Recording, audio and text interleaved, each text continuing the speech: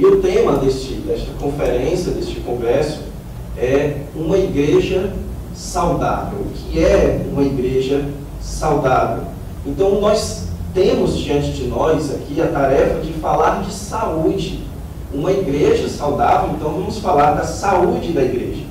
E saúde, vocês sabem todos, é algo que depende muito de determinadas atividades, de determinadas tarefas. Então, para você ter um corpo saudável, você precisa se alimentar bem, realizar exercícios, descanso, é preciso descanso, dentre outras coisas. Então, uma igreja saudável é uma igreja também que realiza determinadas tarefas que a mantém saudável, que a mantém com saúde. E, obviamente, que durante esses dias que nós teremos aqui, eu não poderei abordar todos os elementos que a igreja precisa para ser saudável. Mas eu vou abordar com vocês, com a graça de Deus, o que entendo eu serem os principais elementos para uma igreja ser saudável.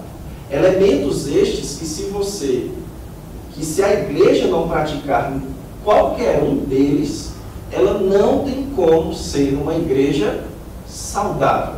Não tem como a igreja ter saúde se ela não pratica qualquer um destes elementos. E os elementos que eu falarei para vocês aqui, pela palavra de Deus, são 4 elementos essenciais para a saúde da igreja. O primeiro que nós vamos tratar hoje é um correto entendimento da centralidade das Escrituras. Apenas as Escrituras devem ser a nossa regra de fé e prática. O segundo elemento é uma correta compreensão da obra de Cristo. Se a igreja não entende o que Cristo fez na cruz do Calvário, ela não tem base, porque a igreja é a igreja de Cristo. Em terceiro lugar, nós teremos aqui 2 mensagens sobre uma correta compreensão da salvação. Uma igreja saudável, ela tem uma correta compreensão do que é salvação, para que ela não corra o risco de encher os seus bancos de pessoas convencidas de que são salvas, mas que de fato não são salvas pelo Senhor Jesus Cristo. E em quarto lugar, no sábado, nós falaremos aqui de uma correta compreensão da adoração ou da glória de Deus. A igreja é uma comunidade que adora a Deus, que glorifica a Deus em todos os seus atos. Então, este é o esquema, este é o panorama do que nós teremos daqui para frente. Então vamos agora baixar as nossas cabeças, pedir a orientação, a graça de Deus, a sua ajuda para tratarmos desses temas tão vitais para as nossas vidas. Oremos. Senhor Deus, querido Pai, nós chegamos na Tua presença, ó Deus, contritos e reconhecidos da nossa incapacidade, porque nós não merecemos, ó Deus, a Tua palavra, nós não merecemos que o Senhor fale conosco, Senhor. Porque nós estamos destituídos da Tua glória por causa do nosso pecado. Nós estamos sujos diante de Ti por causa do nosso pecado. Mas nós Te honramos e Te glorificamos por Cristo que nos dá a redenção. E que o Senhor não nos trata segundo os nossos merecimentos, mas segundo os merecimentos do Senhor Jesus Cristo. E é por isso, ó Deus, que o Senhor tem a Tua igreja, o corpo do Senhor Jesus Cristo. E é sobre a Tua igreja que nós falaremos aqui, Senhor. Nos dá, ó Deus, um coração ardente e desejoso por uma igreja saudável, por igrejas saudáveis aqui no sul do Brasil, Senhor. Ó Deus, o Senhor tem feito uma obra grandiosa no nordeste do Brasil, e eu te peço, ó Deus, faz isso também aqui no sul do Brasil, Senhor. Enche esse estado do Rio Grande do Sul de igrejas saudáveis, de igrejas que proclamam a Tua palavra com retidão. Esse é o nosso clamor, ó Deus, e eu te peço que este seja o clamor deste povo que está aqui diante de mim também, Senhor. Em nome do Teu Filho é que nós te oramos por isso. Amém. Queridos, se eu pudesse alistar aqui para vocês, dizer para vocês qual é a doença mais grave que a igreja evangélica brasileira está sofrendo, eu diria que seria a falta de uma compreensão correta da centralidade das Escrituras. Eu penso que a igreja evangélica brasileira, ela tem sofrido uma crise, e que a crise que a igreja evangélica brasileira e mundial, norte-americana também, no mundo inteiro, a crise que ela tem sofrido é por uma falta de compreensão do papel das Escrituras, do papel da centralidade das Escrituras na vida da igreja. Porque a centralidade da palavra de Deus foi algo que sempre foi vital para a saúde do povo de Deus.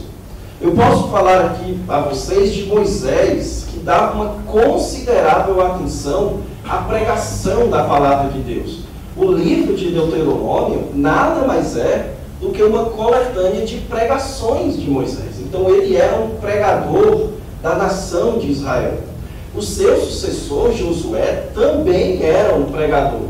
O próprio texto de Josué capítulo 1, Deus diz para ele, olha, não cesses de falar do livro da lei. Então ele tinha que pregar a palavra de Deus. Os profetas de Israel, todos eram pregadores. Vocês sabem disso. Como é que os profetas começavam as suas preleções, as suas falas? Lembram? Assim diz o Senhor. Então, os profetas eram proclamadores da palavra que vinha de Deus, da palavra de Deus. Os líderes de Israel, depois do exílio que Israel sofreu, Esdras, Neemias, se você ler o livro de Esdras, o livro de Neemias, eles eram pregadores da palavra de Deus. Para restaurar a saúde do povo de Israel, o que é que eles faziam? Eles pregavam a lei de Deus, eles pregavam a palavra de Deus. E aí, quando você termina o Antigo Testamento, em Malaquias, que era um pregador também, e começa o Novo Testamento, o que é que o Novo Testamento diz que o primeiro profeta que apareceu fazia? Ele pregava a palavra de Deus.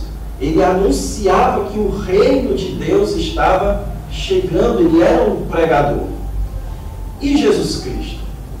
Senhor Jesus Cristo, o que ele mais fez quando esteve na terra foi pregar a palavra. O que ele mais fez foi pregar. Ele começou o seu ministério pregando, anunciando a palavra de Deus. Ele ia de cidade em cidade proclamando o Evangelho, proclamando a palavra de Deus, proclamando suas próprias palavras por ser o próprio Deus. E nós conhecemos pregações famosas do Senhor Jesus Cristo, como o Sermão do Monte, o Sermão do Monte das Oliveiras, são pregações muito famosas de Jesus. E quanto aos seus apóstolos? O que é que os apóstolos mais faziam? Se você for no livro de Atos, logo em Atos capítulo 2, Pedro pregou para a multidão.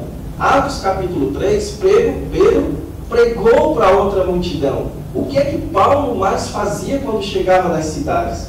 Ele chegava nas sinagogas dos judeus, nos lugares onde os judeus se reuniam, e ele pregava a palavra de Deus. E por isso os bereanos, que o Fernando leu aqui, eles ficavam lendo o Antigo Testamento, conferindo se o que Paulo estava dizendo era de fato o Antigo Testamento, era de fato a palavra de Deus. Então Paulo era um proclamador da palavra de Deus. Então, meus irmãos, na história das Escrituras, a palavra de Deus, a proclamação da palavra de Deus, sempre foi um elemento essencial para a saúde do povo de Deus. Só que quando você vai para a história da igreja, isso se torna também muito evidente. Por exemplo, se você chegasse para aqueles primeiros cristãos famosos, vocês já devem ter falado em Santo Agostinho, né? Foi um grande cristão dos primeiros séculos. Agostinho era um pregador da palavra de Deus, um proclamador da palavra de Deus. Na sua igreja, na cidade de Hipona, ele era um pregador, um proclamador da palavra de Deus.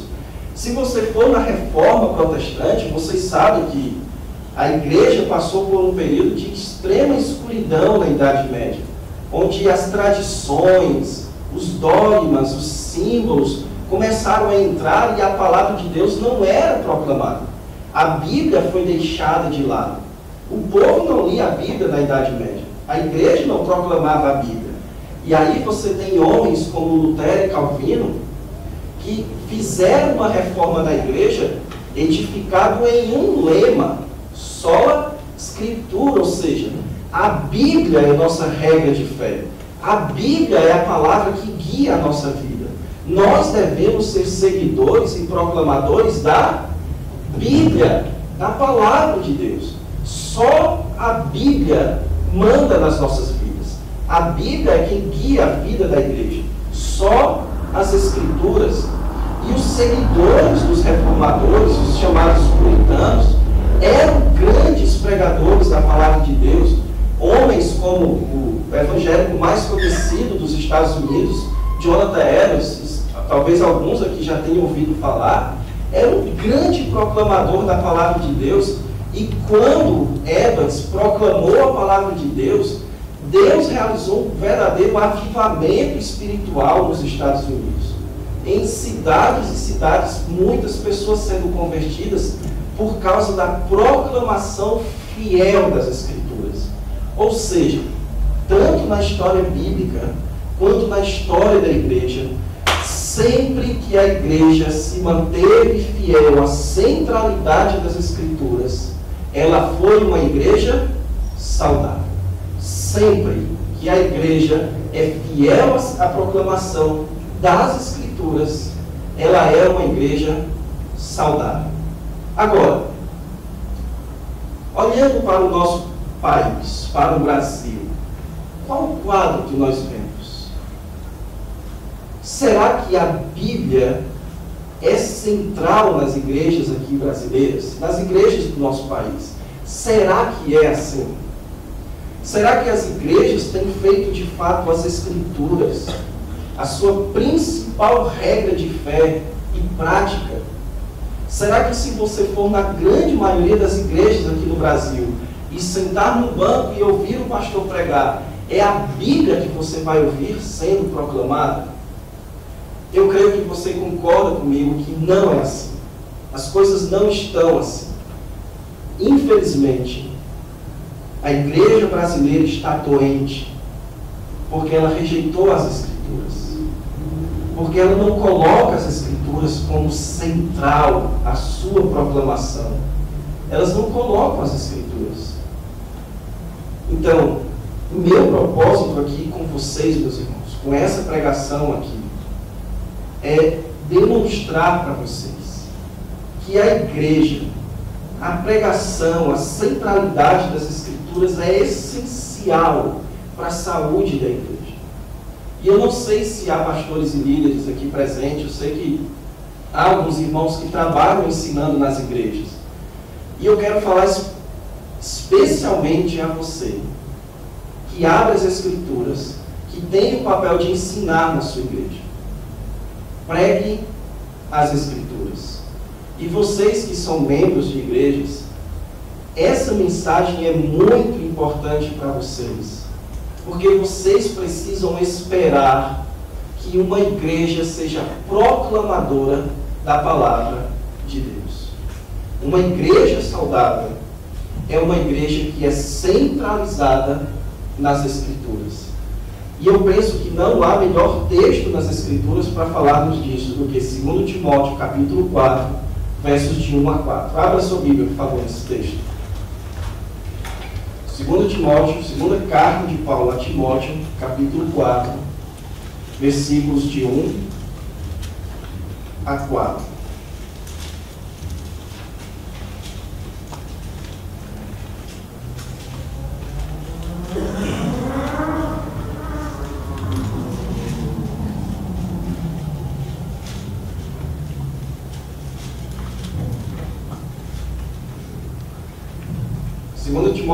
Segunda carta de Paulo a Timóteo, capítulo 4, versos de 1 a 4. Diz assim: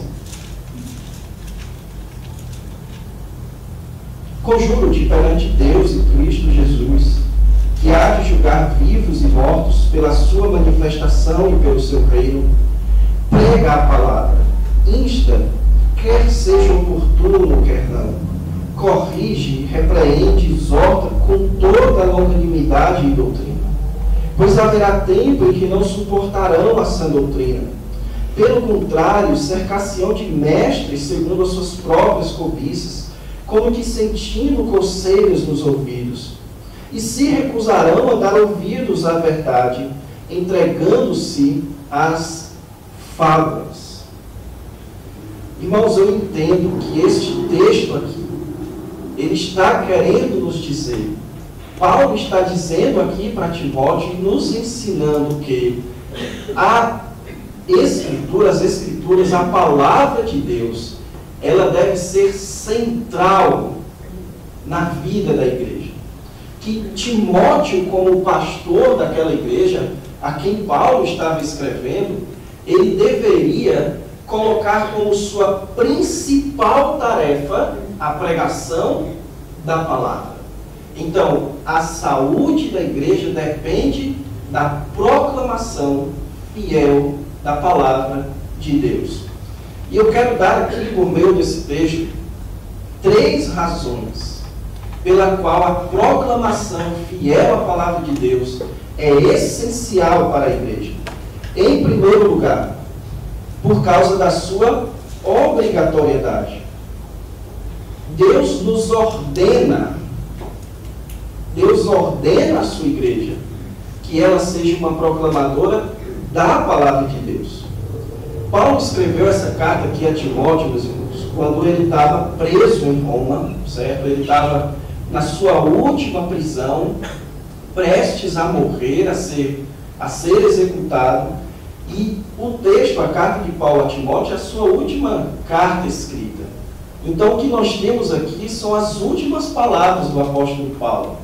E, como vocês sabem, as últimas palavras de alguém geralmente são aquelas palavras mais importantes. São as palavras que a gente quer fechar com chave de ouro. Quer que a pessoa grave isso daqui. Olha, de tudo que eu te disse até agora, firme isso daqui.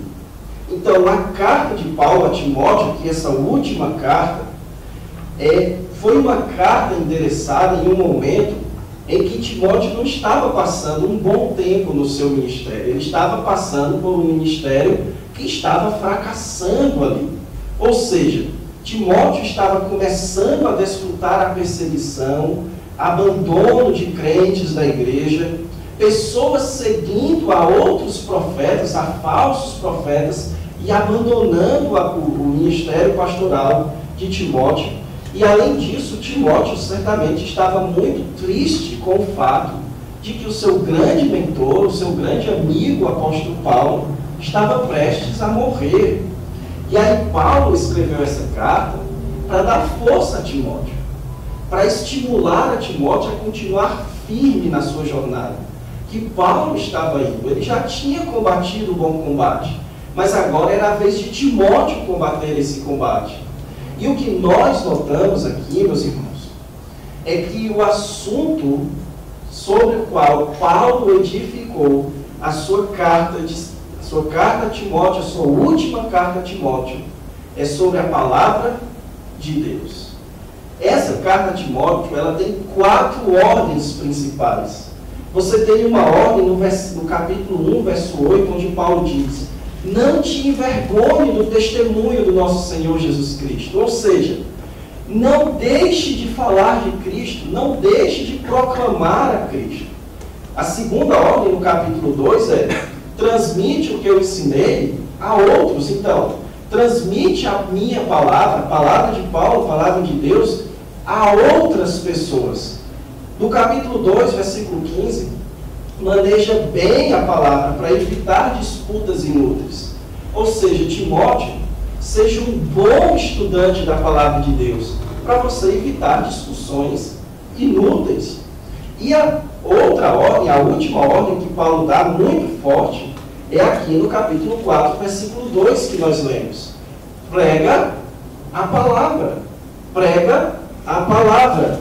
Só, meus irmãos, que dessas ordens que Paulo deu a Timóteo aqui, esta ordem especificamente de pregar a palavra, ela é colocada de uma maneira diferente. veja, olha aí no capítulo 4, versículo 1, que antes de dar a ordem, Paulo dá uma introdução. Ele diz: conjuro-te perante Deus em Cristo Jesus. E a ideia aqui, que Paulo está querendo dizer para Timóteo, conjuro-te, a palavra conjuro-te, ela significa: eu estou te fazendo agora um chamado solene. Eu estou agora tratando contigo de algo da mais alta importância. Então, seria como se o presidente da República, você estivesse em casa e a presidente da República enviasse para você um documento solicitando a sua presença no gabinete dela. Então, você não pode recusar. Isso não é uma opção, isso é uma ordem da presidente da República. Então, isso, a presidente da República está conjurando você, está fazendo a você um chamado solene. E Paulo está dizendo isso aqui para Timóteo: olha, eu conjuro-te, eu estou te dando agora uma ordem da mais alta importância, que você não pode considerar mera opção. É uma obrigação da sua parte.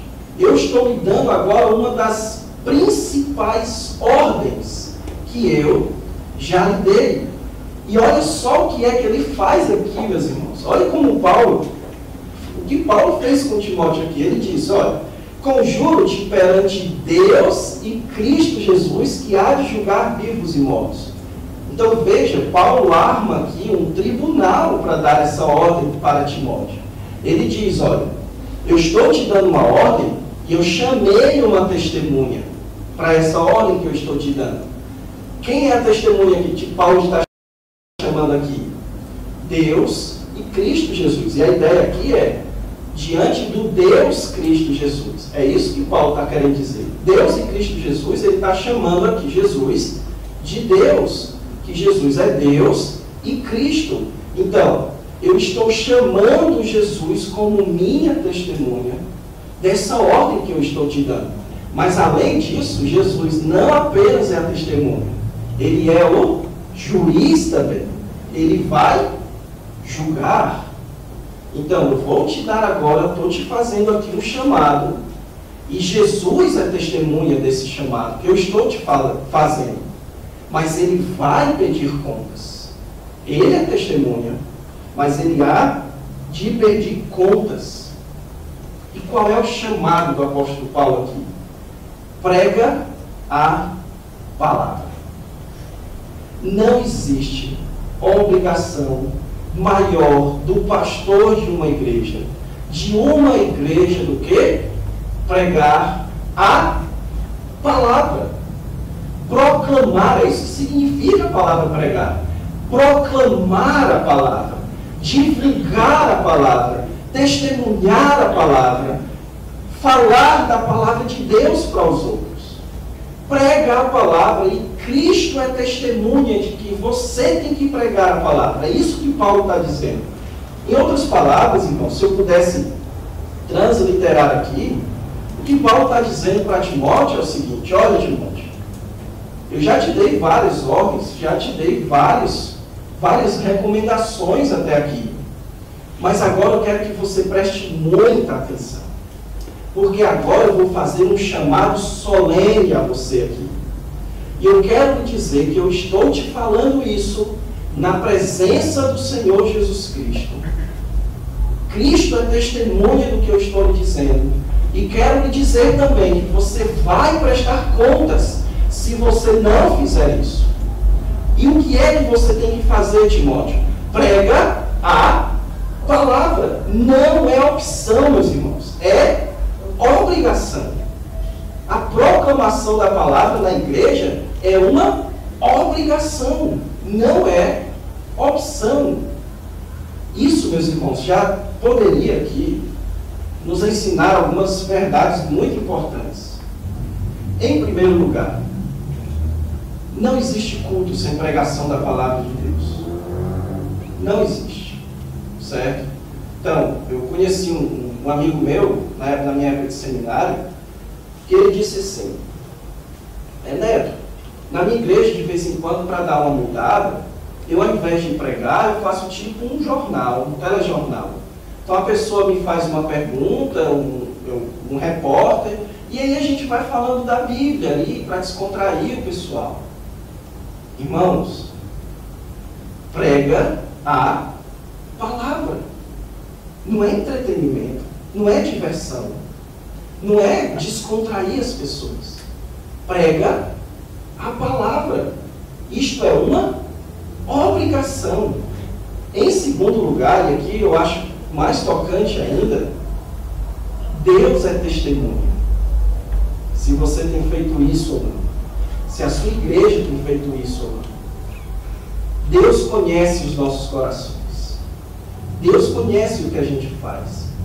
Então, se você que está aqui me ouvindo é líder na sua igreja, ensina na sua igreja, saiba que Deus sabe o que se passa no seu coração. Deus sabe a sua motivação ao preparar uma pregação de domingo à noite. Se é se dar bem, atrair mais pessoas para a igreja crescer financeiramente e tudo mais. Se é para entreter as pessoas, para ser engraçado, né? para ficar famoso. Deus conhece isso. Saibam de uma coisa, meus irmãos. Deus não se engana com retórica. Deus não se engana. Nós nos enganamos com retórica. A gente olha um pastor ali, olha como ele fala bem, olha como ele fala bonito, olha como é interessante, olha como ele se veste bem, olha como ele segura bem no microfone. A ordem é diante de Deus. Deus não se engana com essas coisas. Deus sabe, meus irmãos, se a igreja está proclamando a palavra, se o pastor é um proclamador da palavra, ou se ele é um proclamador de si mesmo. Deus sabe se o pastor é proclamador da palavra, ou se ele é um proclamador de ideias psicológicas, de ideias inúteis para a igreja. E Deus, sabendo disso, a saúde da igreja depende de Deus, não depende de nós. Então, se Deus não abençoar a sua igreja não terá saúde. Então, a igreja precisa ser uma proclamadora da palavra. A igreja precisa, para ser uma igreja saudável, ela precisa ser centrada na proclamação da Bíblia. Em primeiro lugar, porque isso é uma obrigação. É uma ordem. Paulo deu uma ordem aqui para Timóteo. É uma ordem. Então nós não temos opção. Ah, Neto, mas todo domingo, pregação de 40, 50 minutos, pastor falando de Bíblia. A gente não pode mudar de vez em quando, botar mais musiquinha, umas musiquinhas mais legais, assim, não. É a obrigação. Prega a palavra. Não é cante mais musiquinhas. Olha, Timóteo, o pessoal está saindo aí da igreja, então bota aí uns instrumentinhos a mais, compra uma bateriazinha ali, tá? Não. Prega a palavra. Pronto. Esta é uma obrigação. E ponto final. Em segundo lugar, o segundo motivo pelo qual a igreja precisa ser centrada na proclamação da palavra é por causa da extrema importância e centralidade da palavra de Deus. Porque ela precisa ser central na igreja. E note aqui, no versículo 2, que após dar esta ordem solene de pregar a palavra, ele demonstra aqui para Timóteo que a pregação da palavra deve ocupar todos os âmbitos do ministério dele. Veja que ele diz, olha, prega a palavra, insta, quer seja oportuno, quer não. Essa palavrinha aí, insta, ela significa, meus irmãos, basicamente uma expressãozinha que a gente usa muito, marca presença. Já ouviram a expressão? Vocês falam aqui, né? Assim, fulano de tal marcou presença no evento. Então, o Fernando marcou presença aqui na conferência. Pronto, é essa a ideia aqui. Timóteo, olha, prega a palavra e marca a presença. Marca a presença quando? Em todos os momentos. Quando Paulo diz, quer seja oportuno, quer não. Uma outra tradução seria, a tempo e fora de tempo. Ou seja, em momentos oportunos e em momentos onde não vai ser tão oportuno assim. Que momentos oportunos seriam esses? Por exemplo, este momento em que eu estou pregando para vocês é um momento muito oportuno, porque todo o ambiente foi preparado, o microfone me foi dado para eu falar a vocês. Mas há momentos que isso não acontece. Por exemplo, não sei se vocês andam de ônibus, mas você está sentado no banco do ônibus e uma pessoa senta do seu lado. Esse não é um momento muito oportuno. Entende? É isso que Paulo está dizendo. Prega a palavra quando as pessoas quiserem ouvir e quando as pessoas não quiserem ouvir. E é aqui, meus irmãos, que nós sentimos esse senso de urgência na pregação da palavra de Deus. É aqui que nós sentimos se nós encaramos a Bíblia, a palavra de Deus, como de fato algo urgente. É muito fácil a gente falar de Deus, falar das Escrituras, em momentos oportunos. Eu estava conversando com a Adriana esses dias. Todo Natal, a minha sogra, que não é crente, ela pede para eu dar uma palavra. Então ela reúne ali todo mundo, família gigantesca, e eu tenho uma oportunidade de falar de Cristo ali para umas 30 pessoas. Uma oportunidade de graça. Estão pedindo para eu falar. Mas, irmãos, ir para a África, ir para uma outra cidade, vir para Passo Fundo, certo? Vocês precisam de pregadores, de bons pastores, de mais bons pastores da palavra de Deus, ou vocês de Passo Fundo ir lá para o interior do Ceará. Isso não é tão oportuno assim. As pessoas não estão esperando por você lá. Então, o que Paulo está dizendo aqui é o seguinte: Timóteo, a pregação da palavra de Deus é algo urgente, que mesmo que as pessoas não queiram ouvir, você precisa pregar a palavra. Mesmo que as pessoas não estejam esperando, você precisa pregar a palavra. Mas, Paulo, eles não gostam de ouvir a palavra de Deus. O que eu faço? Prega a palavra. Quer eles gostem, quer eles não gostem. Mas, Paulo, eles gostam muito mais de ouvir mensagens de autoajuda, de motivação. O que é que eu faço? Prega a palavra. Pronto. Isso é urgente. Isso é urgente. Isso é o que você tem que fazer em todo o momento. E além de falar dessa urgência, meus irmãos, ele fala aqui da centralidade da palavra da vida, nas nossas vidas, na vida de nós que somos pecadores. Ele fala, corrige, repreende e exorta. Essas três ordens aqui que ele dá, corrige, repreende e exorta, exaltam, meus irmãos, exaltam quanto a pregação é fundamental para a saúde, para a vida espiritual dos irmãos das nossas igrejas. Porque quando Paulo diz, prega a palavra, ele diz, olha, por meio da pregação da palavra, corrija os pecados, repreende os pecados, exorta os pecadores. Chame a atenção dos pecadores. O pecado precisa ser denunciado. As pessoas devem ser chamadas a abandonar os seus pecados. E, meus irmãos, não é isso que a gente vê hoje.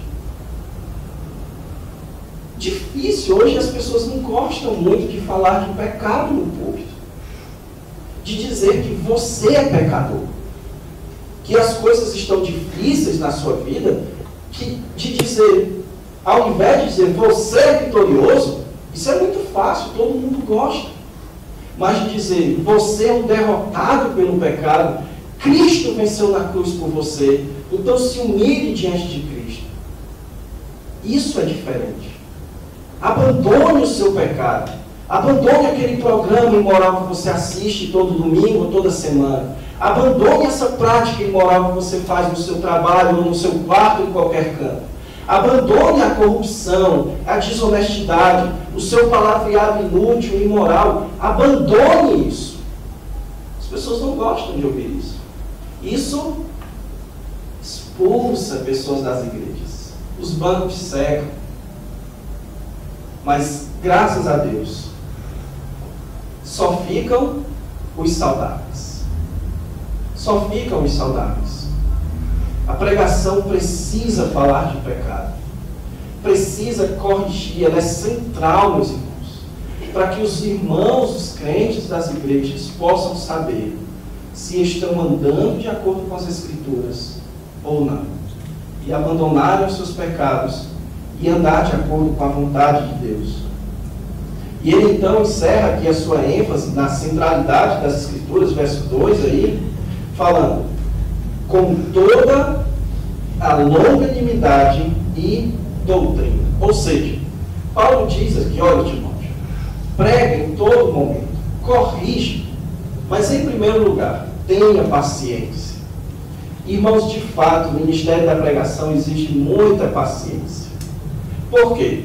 Não sei se os irmãos, alguns de vocês já tiveram oportunidade de serem pregadores, mas eu que já tenho pregado há algum tempo, é muito comum você prega algo no domingo e na segunda-feira o irmão está lá, fazendo justamente o contrário do que você disse.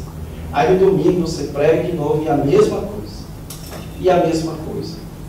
E o que Paulo diz aqui é, olha, Timóteo, é preciso ter paciência. É assim que as coisas são. É assim que é o ministério de pregação. É o lançar de uma semente e rogar que Deus gere os frutos. Mas eu quero chamar a sua atenção aqui para esse finalzinho aqui. Com toda a longanimidade e doutrina. Irmãos, a palavra doutrina, ela vem da uma palavrinha grega, que foi a língua que no Novo Testamento foi escrito, que é a mesma palavrinha que originou a nossa palavra didática. Então, ensino e didática é a mesma coisa. Então, que Paulo, essa palavra foi utilizada também lá em João 7,16, quando Jesus disse: o meu ensino não é mau, e sim daquele, aliás, o meu ensino não é meu, e sim daquele que me enviou. O que Jesus está dizendo é, o que eu ensino é o que Deus mandou eu ensinar. E aqui a palavra ensino é a mesma palavra aqui, doutrina. Mesma palavra que foi traduzida aqui para o português.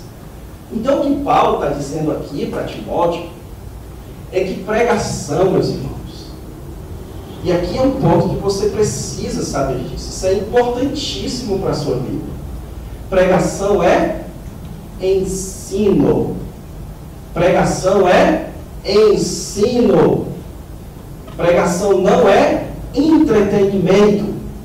Pregação não é autoajuda. Pregação não é motivação. Pregação é ensino. Prega a palavra com ensino. Ou seja, pregar é ensinar a palavra. A pregação nada mais é do que uma aula de Bíblia. É ensinar a Bíblia para as pessoas. Todas as pregações precisam ser recheadas de Bíblia. Toda pregação, meus irmãos, precisa ser exposição das Escrituras. As pessoas precisam sair da igreja não com aquela ideia que agora eu vou ter minha vitória, agora eu vou ter meu sucesso, agora eu vou ter o que eu preciso, agora eu sou isso, agora eu sou aquilo. As pessoas precisam sair das nossas igrejas pensando assim: eu aprendi das Escrituras, eu ouvi a voz de Deus, Deus falou comigo pelas Escrituras. Você precisa ouvir uma pregação, e vocês que pregam, isso deve ser um anseio de quem prega. Que você saia da pregação, enquanto você for ler o texto de 2 Timóteo 4 de novo, Você nunca mais vai ler do mesmo jeito, porque agora você aprendeu mais do texto bíblico. Você sabe o que é conjúrite, o que é perante Deus em Cristo Jesus, o que é que significa pregar a palavra, o que é seja oportuno, quer não. Isso é ensinar a Bíblia. Pregação é ensino das Escrituras. Só isso, meus irmãos. Pregar a palavra é ensinar a palavra de Deus. E eu quero aplicar isso daqui para as nossas vidas de algumas maneiras. Em primeiro lugar, a pregação, ela precisa enfatizar muito mais o que o texto está dizendo do que o que nós queríamos que o texto dissesse. Existe uma diferença entre sermões baseados na Bíblia e sermões bíblicos. Qual é a diferença aqui? É muito comum você presenciar uma pessoa que está numa igreja evangélica, né? Então ele vai pegar a Bíblia, ele vai abrir, aí ele vai ler um texto bíblico, e aí ele vai se afastar um pouquinho do púlpito e vai começar a falar um bocado de coisa para você que não tem muito a ver com o texto bíblico. Isso é você... E aí ele utiliza, sim, alguns textinhos bíblicos. Ele fala, ele menciona alguns textos bíblicos para comprovar as suas ideias e tal, mas as ideias são dele, não são do texto bíblico. Ele, lá no silêncio do seu escritório, ele botou a cabeça dele para funcionar e elaborou um bocado de ideia muito criativa. E aí, como ele está na igreja evangélica, ele pega alguns versículos da Bíblia e vai encaixando. Mas, meus irmãos, pregar a palavra é dizer o que a Bíblia diz. Como pregador, o pastor precisa se esconder de trás das Escrituras e que você ouça Deus falando e não eu. Meus irmãos, eu fico revoltado quando eu chego numa igreja ou assisto um vídeo e o pastor começa a falar de um bocado de coisa legal, interessante, divertido e tudo, mas ele não me ensina as Escrituras, ele não me ensina a ler o texto da Bíblia, ele não me diz o que as palavras significam, ele não me diz nada disso. A vontade que eu tenho, meus irmãos, eu estou sendo bem sincero com vocês, é de dizer para ele: nos poupe de suas palavras vazias, porque eu não preciso ouvir você, eu preciso ouvir a voz de Deus. De onde essa pessoa acha, meus irmãos, que tem autoridade para falar para mim? Deus tem autoridade. A palavra de Deus tem poder. A palavra dele tem poder de entretenimento, de motivação, de um bocado de coisa. Deus precisa ser proclamado, meus irmãos. A Bíblia precisa. É preciso que sermões não sejam palestras, e sim pregações. O palestrante, vocês sabem o que é, né? Então, ele vai dar uma palestrazinha ali de vendas, técnicas de venda, e aí ele vai utilizar todo o seu conhecimento, vai falar um bocado de coisa legal, útil, não estou recriminando, certo? Então, uma palestra sobre teologia, certo? Então, a gente vai falar aqui de alguns assuntos da teologia e tal, mas no domingo à noite, de trás daquele púlpito, quando a Bíblia é aberta, não deve haver palestra. É pregação, é ensino da Bíblia. O pastor precisa ensinar os seus membros a lerem as Escrituras. E vocês que são membros das igrejas, é isso que vocês precisam exigir dos seus pastores. Que ele ensine Bíblia. Se você quiser aprender como lidar com as dificuldades da vida, tu sai daqui, ser um bom funcionário de uma empresa e tal, tu sai daqui, vai na livraria e compra os 7 hábitos das pessoas altamente eficazes, um livro ótimo para dar um bocado de dica legal. Mas quando eu sento no domingo à noite, eu não quero ouvir isso. Eu quero ouvir Bíblia. Eu quero ler a Bíblia, eu quero aprender das Escrituras. Irmãos, a pregação, a proclamação fiel das Escrituras é central para a saúde da igreja. Tanto porque ela é obrigatória, tanto por isso, quanto porque ela é extremamente importante para as nossas vidas. Então, enquanto pastores, enquanto líderes, enquanto membros, é isso que nós devemos ansiar. Aprender das Escrituras. Por fim, a terceira e última razão pelo qual a proclamação fiel da palavra de Deus é essencial à saúde da igreja, por que a pregação da palavra de Deus é central para a igreja? É por causa também da sua necessidade, por causa da sua obrigatoriedade, da sua importância e da sua necessidade. Nos versículos 3 e versículos 4, no versículos 3 e 4, Paulo alerta Timóteo aqui, meus irmãos, da extrema necessidade que a pregação tem na vida da igreja. A conjunçãozinha aqui, versículo 3, olha, pois haverá, demonstra que Paulo agora vai explicar por que Timóteo tem que pregar a palavra, e ele vai demonstrar então, meus irmãos, que é necessário que ele fizesse isso. E ele diz, haverá um tempo em que não suportarão a sã doutrina. No capítulo 3, meus irmãos, de 2 Timóteo, você pode olhar depois com mais cuidado, Paulo já havia alertado a Timóteo de que nos últimos tempos, de que chegaria um tempo em que os homens seriam muito mais pervertidos e que surgiriam muitos falsos mestres. E agora ele está repetindo aqui o seu alerta. Ele fala aqui de um tempo em que as pessoas não tolerarão mais sã doutrina. E é interessante o recurso que Paulo utiliza aqui para nos ensinar isso.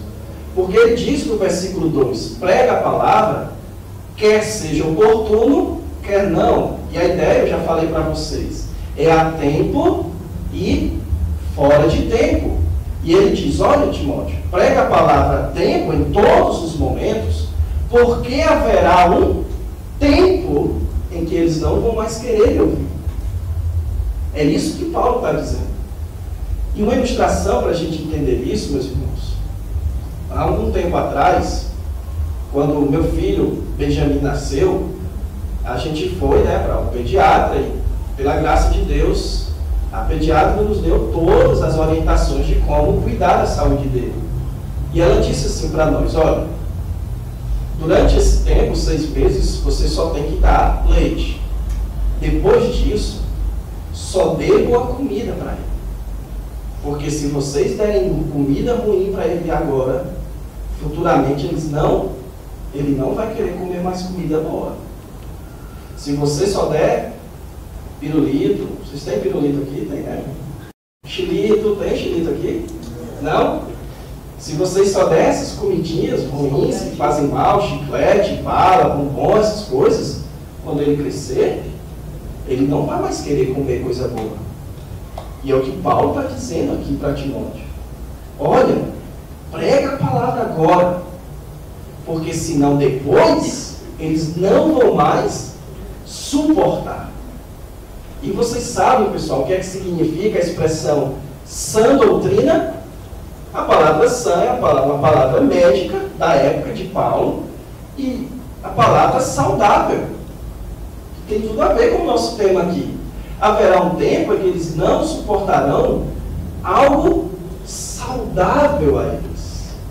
Então, alguém aqui que já comeu no McDonald's, você está aqui, né? Lá em Fortaleza tem muitos McDonald's, aqui também tem, né? Eu vi.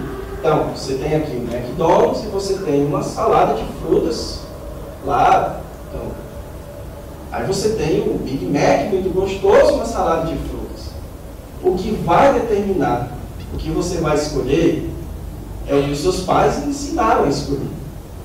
Se quando criança seus pais ensinaram a comer com responsabilidade, a escolher boa comida que faz bem à saúde e tudo, você não vai escolher o sanduíche. Ou se você escolher, é porque você já tem uma vida saudável, né? Para não dizer que eu estou proibindo comer no McDonald's aqui. Eu estaria sendo hipócrita. Mas a escolha saudável é determinada por um treinamento saudável. Então, uma igreja que escolhe, uma igreja que preza pelo alimento saudável das Escrituras, é determinado se o pastor dá o bom alimento para eles. Porque se o pastor só dá comida ruim, comida podre que faz mal à saúde, a tendência é que durante o tempo eles não gostem de ouvir da comida que faz bem. E aí eles só vão querer um culto bom para eles, será um culto onde o pastor, além de profeta, é um palhaço, onde ele sabe contar muitas piadas, onde ele sabe divertir todo mundo, onde ele sabe dar umas palavras interessantes de motivação para que eu me dê bem no trabalho. Então, tem uma igreja nos Estados Unidos, eu vi uma placa, que o tema da pregação do mês do pastor era como aproveitar bem suas férias. Era o tema da pregação. Lá em Fortaleza tem uma igreja que estava distribuindo um encartezinho, e o tema da pregação do pastor era: papai, me dá meu pirulito. Era ensinando você a ser mais descontraído, a ser mais divertido com seus amigos e tudo mais. Se é isso que o pastor dá para a igreja, é isso que a igreja vai aprender a comer. Mas o que Paulo está dizendo aqui, meus irmãos, é que a pregação da palavra é essencial para que os irmãos tenham saúde, para que os irmãos gostem de boa comida, para que os irmãos gostem do que é saudável, do que faz bem a eles. E é muito interessante que Paulo diz aqui: cercar-se-ão de mestres segundo as suas próprias cobiças. Então eles vão gostar de pastores, de mestres, que falem aquilo que eles gostem de ouvir. Irmãos, olha, a gente precisa fazer uma distinção entre necessidade real e necessidades sentidas. Qual é a distinção aqui? Necessidade real é aquilo que de fato você precisa. Então você precisa comer, você precisa se vestir, isso é uma necessidade real. E quais são as necessidades sentidas? Você precisa de um carrão, você precisa de uma casa na praia, certo? Você precisa de uma casa na serra, você precisa de sucesso. Isso é uma necessidade que as pessoas acham que tem, mas que de fato não é uma necessidade real. E o que Paulo está dizendo aqui é que se a igreja não é edificada sobre a palavra de Deus, com o tempo, ela vai ser uma igreja que vai gostar de ouvir o pastor falar das necessidades sentidas delas. O pastor que gosta de falar de sucesso financeiro, de sucesso empresarial, de sucesso no emprego, de sucesso no namoro, de sucesso no casamento, de sucesso que não são as nossas principais necessidades, meus irmãos. Porque a nossa grande necessidade nesta vida é Deus, é ter comunhão com Deus. E o pecado atrapalha a nossa comunhão com Deus. Então o pastor precisa acusar o pecado para dizer para as pessoas: o que você precisa é de Deus, então abandone o seu pecado. E se ele não fizer isso, as pessoas vão gostar de pastores, de pregadores, que na verdade ensinem elas a satisfazer as suas cobiças, o que elas querem da vida, e não o que de fato elas precisam da vida. E olha que expressãozinha interessante que Paulo utiliza aqui: segundo as suas próprias cobiças, como que sentindo coceira nos ouvidos. Então, como é que vocês chamam? É cotonete, né? Cotonete? Vocês gostam de passar cotonete ou não? É legal, assim, dá uma coceirinha boa. Coceirinha no ouvido é algo prazeroso, né? Então, o que Paulo está dizendo aqui é que as pessoas vão se cercar de mestres que falem o que elas gostam de ouvir. o que é divertido, o que é atraente. Então, se eu tenho aqui um pastor que diz, que fala de cura, que fala que se eu determinar, eu vou vencer e o meu filho vai se libertar e tal, e eu quero me livrar desse problema e tudo mais. E naquela outra igreja tem um pastor que é chato, porque ele vive dizendo que eu sou egoísta, que eu preciso me humilhar, que eu preciso abandonar as falcatruas que eu faço no meu trabalho, eu preciso abandonar o adultério que eu cometo com a minha esposa, eu preciso abandonar essa negligência que eu tenho com a palavra de Deus, de não lê-la, de não estudá-la. Isso não é bom de ouvir. Porque dizer que você é culpado, ninguém gosta de ouvir. Ter um dedo apontado na sua cara, pela palavra de Deus, isso não é bom de ouvir. Isso não dá coceirinha nos ouvidos. Então, meus irmãos, a igreja não pode abandonar a pregação fiel das Escrituras, porque a sua saúde depende disso, a saúde dos irmãos depende disso. Não pode. Crente sem Bíblia, ele vai ficar doente. Não tem como. A Bíblia é o único remédio para as nossas almas. Se você não tem a Bíblia, se a Bíblia não é proclamada, nós ficaremos doentes. Ficaremos doentes espiritualmente. Então, a igreja precisa ser centrada na pregação fiel das Escrituras. Então, o texto aqui de 2 Timóteo de 1-4 nos fala, meus irmãos, que uma igreja saudável é aquela que é centrada na proclamação fiel das Escrituras. E eu quero fazer aqui algumas aplicações práticas para encerrar. Em primeiro lugar, vocês irmãos que trabalham com crianças, que têm seus filhos em casa, ou que na igreja cuidam da parte de ensino das crianças, ensinem Bíblia no domingo à noite. A igreja é o lugar de ensino da Bíblia. Então, evite historinhas de missionários. Isso é importante que eles saibam. Mas na igreja, evite historinhas missionárias, historinhas do homem que construiu um barquinho e perdeu o seu barquinho. Essas historinhas que ensinam um princípio moral. Ensine Bíblia para as crianças. Então, na igreja, sempre a Bíblia deve ser ensinada. Nos seus pequenos grupos, eu não sei se vocês têm o costume aqui de ter pequenos grupos, acho que eu sou um entusiasta. Estudem a Bíblia. Estudem as Escrituras. Porque a Bíblia que é importante da gente aprender. Se você quer estudar um outro livro escrito por um outro escritor, estude um livro que te ensine a Bíblia. Então, a Bíblia deve ser proclamada. Vocês aqui que gostam de estudar teologia, eu sei que tem alguns aqui que estudam teologia, certo? Que são, inclusive, meus alunos. Deixe-me dizer aqui para vocês, que gostam de estudar teologia. Tome isso como um lema para a sua vida, para os seus estudos. Eu tenho que pregar a palavra. Então, cada livro de teologia que você lê, cada pregação, palestra de teologia que você escuta, sempre coloque tudo isso a serviço daquele momento em que você, diante dos irmãos, abrirá as Escrituras para falar a eles. A teologia é importantíssima para a pregação. Então, tem muita gente que estuda teologia para debater, para ser melhor que os outros, para se dar bem, para ser admirado e tudo mais.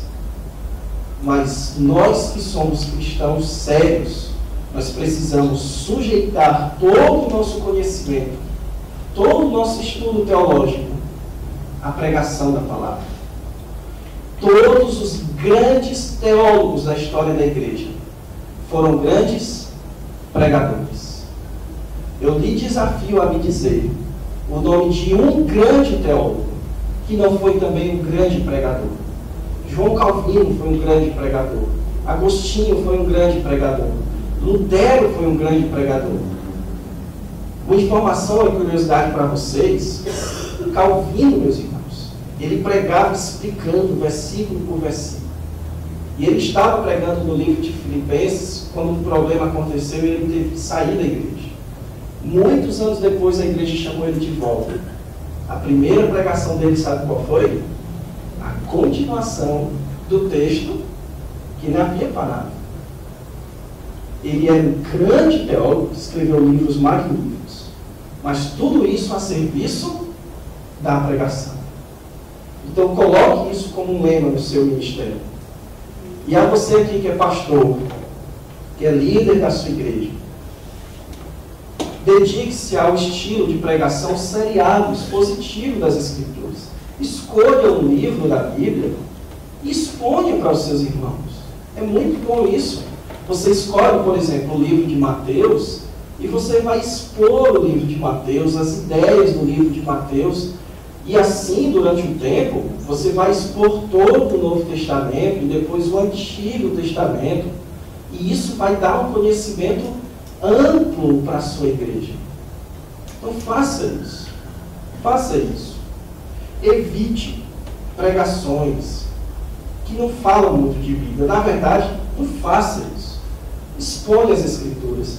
E a melhor maneira que você tem para fazer isso é: escolha um livro e vai explicando o livro versículo por versículo. E vocês, irmãos, que não são líderes, pastores, mas são membros comuns que servem em suas igrejas, procurem igrejas que preguem as Escrituras. Se a sua igreja não faz isso, tente reformar a sua igreja. Chegue para o seu pastor e diga: pastor, eu quero ouvir mais da Bíblia, quero aprender mais das Escrituras. Vamos orar, vamos fazer juntos isso. Certo? Então, queiram aprender das Escrituras. Não se satisfaçam com balinha, com comida sem nutrição. Queiram as Escrituras, porque a sua saúde depende disso. Então lembre-se disso. Uma igreja saudável é uma igreja que é centrada na proclamação fiel e única das Escrituras. Amém?